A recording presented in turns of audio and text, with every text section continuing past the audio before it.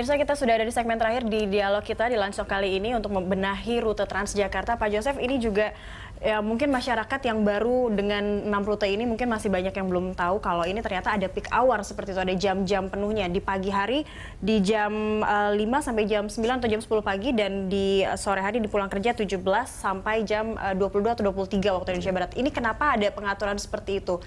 Ditambah tanpa ada 3-in-1 juga jalanan Jakarta sekarang ini semakin macet dan armada juga ditambah gitu dengan adanya 6 rute baru ini. Iya, nanti bagaimana kemudian bisa mengatasi kalau misalnya justru ada penumpukan transportasi meskipun ada jalur khususnya, tapi kan kita tahu kendaraan pribadi juga masih berkontribusi di jalan-jalan. Di koridor-koridor tertentu masih ada mixed traffic seperti itu juga. Oke. Peak dan non-peak hour ini bukan diatur, tetapi ini adalah nature. Jadi peak dan non-peak hour adalah data yang kita dapatkan dari lapangan, jam per jam, minute by minute, sebetulnya aliran penumpang itu seperti apa. Jadi bukan dibentuk, tetapi nature membentuk sendiri. Orang itu ternyata padatnya adalah jam 5 pagi ketika mereka mau berangkat ke kantor, sampai jam 9 pagi, waktu-waktu terakhir mepet-mepet ada kantor yang masih masuk jam 9. Kira-kira begitu. Sore-sore, pada jam 4 sore, itu kira-kira mungkin kantor-kantor pemerintahan sudah pada mulai, sampai malam-malam jam 8, orang-orang yang kira-kira masih ada lembur-lemburan dikit, itu itulah peak hour-nya. Nah, pada saat peak hour, orang harus disambut oleh armada dengan jumlah yang tentunya banyak, begitu. Sehingga jumlah bus yang banyak ini tidak mubazir. Kalau kita tetap suntik armada dengan jumlah yang sama pada saat non-peak hour, di mana hanya sekitar 30% orang yang ada, akhirnya jadinya pemborosan. Berarti sudah dihitung dan sudah dikalkulasikan kan, berarti kalau peak hour itu kebutuhannya sudah seberapa armada, begitu ya, tidak akan kekurangan sama sekali. Oke, baik Pak, ini juga kan selain 6 trayek baru ini masih ada trayek-trayek lain yang sudah mungkin dirancang oleh Kemenhub atau ditentukan tapi belum direalisasikan. Kira-kira yang dalam waktu dekat ini akan direalisasikan? Sudah ada Pak? Kok saya melihat kayaknya masih ada keraguan Pak, masih jauh katanya Vero gitu. Kita kepingin sekali. Tujuan dari subsidi adalah supaya setiap masyarakat yang sudah membayarkan pajak itu mendapatkan manfaat atas pajak yang dibayarkannya. Salah satunya adalah mendapatkan kenyamanan dalam bertransportasi. Oleh karena itu, rute-rute manapun yang sejauh ini belum terjangkau itu akan kita masukin. Nah, perbatasan ini menjadi satu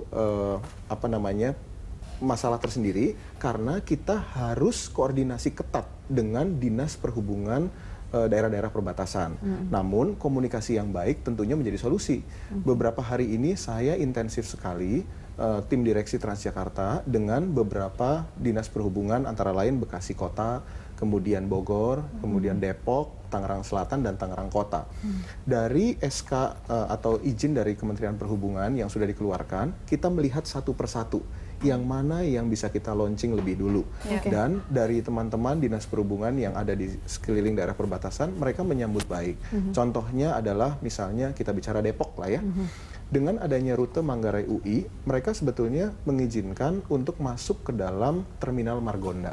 Dan mereka juga minta untuk dapat dialirkan rute yang lebih cepat, tidak lewat jalan raya Pasar Minggu yang macetnya kayak begitu, tapi mereka minta untuk dipotong ke tol Cijago sampai masuk ke UKI, sampai masuk ke UKI. Dan kita sebetulnya menyambut baik dengan adanya ini. Kalau dari pemerintahan Kota Depok dapat menyediakan terminal untuk tempat kami bus stop di sana atau halte, kita tentunya senang sekali akan melayani. Begitu juga kemarin dengan Tangerang Selatan, rute Serpong dan rute Kebonanas di Tangerang Kota itu juga sudah menjadi rencana kita. Tetapi ini adalah rencana bersama, artinya bukan hanya dari keinginan Transjakarta, namun ini juga bagian dari kebutuhan Dinas Perhubungan setempat. Baik. Ya, ke Mas Yoga, untuk kembali memenuhi kenyamanan masyarakat juga, tidak hanya diangkut sampai ke tengah kota, mana yang perlu lebih dahulu dibuat mungkin? Park and ride-nya atau memang bus-bus sedang yang segera mendukung Transjakarta terintegrasi dengan Transjakarta? Kopaja sudah, Metro Mini sih kita harapkan segera. Ya, Kopaja sebenarnya nggak sudah juga. Artinya baru 2 rute yang diambil. Jadi sebenarnya ini masih balik lagi, ini sebenarnya PR masih banyak. Memang kita harus optimis, tapi bukan juga kita harus memberikan. Saya pikir belum saatnya kita memberikan praise ke Transjakarta karena masih banyak banget PR-nya. Kopaja itu sebenarnya harusnya 10 rute itu dari tahun 2013 sudah diambil yang mereka lakukan baru hanya 2 rute. Nah, ini sebenarnya PR dan itu sebenarnya pekerjaan gampang. Jadi malah kami sebenarnya menganjurkan daripada fokus untuk yang sampai Bodetabek segala macam lama koordinasi dan juga antar daerah ini, fokuslah dengan Kopaja dan juga Metro Mini. Kenapa? Karena itu administrasi langsung di Jakarta. Gitu, dia langsung dan juga jumlah rute yang ada itu Metro Mini dia punya 25 dan Metro Mini 50 dan Kopaja ada 25. Jadi artinya 75 rute tambahan itu langsung bisa diambil oleh Transjakarta. Jadi lebih baik segera mengkoordinasi agar menarik mereka segera bergabung ke Transjakarta itu yang sebenarnya, dan juga tadi yang banyak dari rute-rute Metro Mini dan juga Kopaja sebenarnya saat ini sudah overlap dengan Transjakarta. Gitu. Jadi sebenarnya kalau seandainya Transjakarta mengambil rute mereka, karena juga rute mereka juga lumayan gitu. Dan bagusnya rute mereka tidak hanya mereka memang punya overlap dengan Transjakarta, tapi mereka juga punya sampai ke daerah-daerah pemukiman, daerah-daerah yang hanya bisa dilalui oleh bus sedang. Nah, ini saya pikir bisa sekali untuk di-push daripada kita mungkin sampai sampai spending mungkin 20 km atau 30 km rutenya, mungkin tuh fokus bisa sampai rute-rute yang hanya 8 kilo atau 10 km. Yang bisa diangkut oleh bus-bus sedang itu tadi. Iya, betul.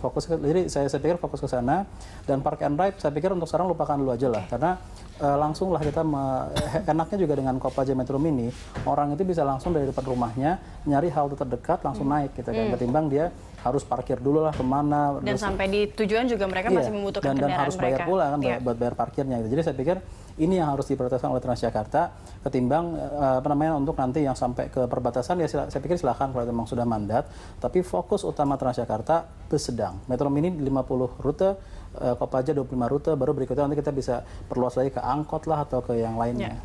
Oke, baik. Terima kasih Mas Yoga dan juga Pak Joseph sudah bergabung bersama kami di Livestock. Ini sangat memberikan informasi yang menarik, khususnya mungkin buat pemirsa yang baru memulai menggunakan transportasi, khususnya juga untuk rute-rute baru ini. Semoga ini bisa menjadi alternatif sehingga Anda tidak perlu menggunakan kendaraan pribadi Anda lagi untuk mungkin mencapai ke tujuan. Betul. Dan demikianlah dialog Livestock hari ini. Anda bisa mengirimkan informasi dan juga saran kepada kami lewat email di news@berita1.tv atau follow kami via Twitter, YouTube, dan Facebook. Dan Anda bisa nantikan Livestock setiap hari pukul 13 sampai 14 waktu Indonesia Barat. Terima kasih, sampai jumpa. Sampai jumpa.